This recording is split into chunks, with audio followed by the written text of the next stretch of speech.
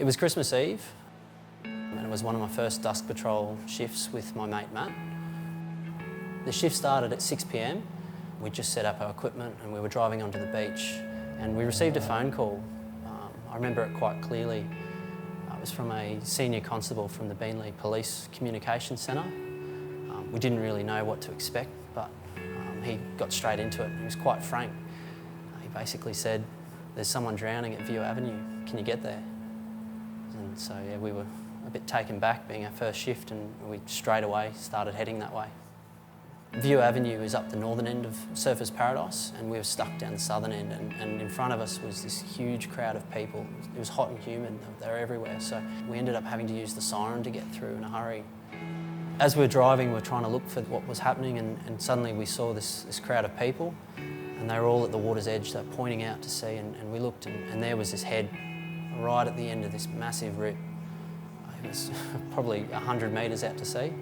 So yeah, at that point we sort of knew what we had to do.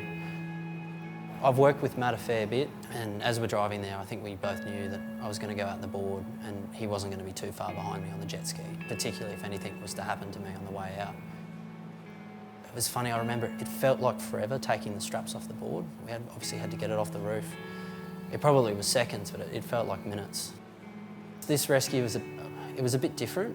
And it took me a while, probably until I was about halfway out, before I sort of realised what was going on. And I was actually having trouble seeing the waves in front of me.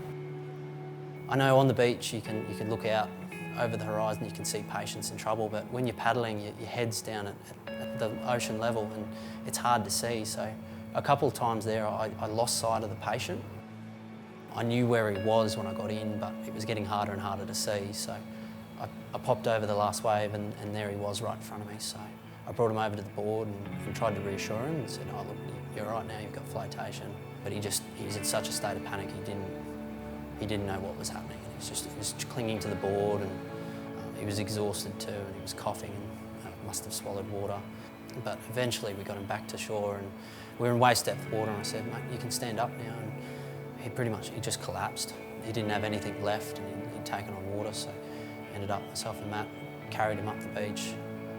And then the police arrived, and by that stage it was dark and everyone had torches on, and it wasn't too long after that the ambulance arrived as well. They then transported him to hospital, and he ended up staying in hospital all night and even all day on Christmas Day, and eventually was released to his family, so he made it. I think that night, if we didn't have the vehicle, the jet ski that Matt was going to back me up with, and the rescue board that I used, I think it would have been a different outcome, and for that I thank the donors for providing this funding that buys us this equipment and allows us to do the job that we do and make sure that people have a good day and have go home safe. I think that's the difference.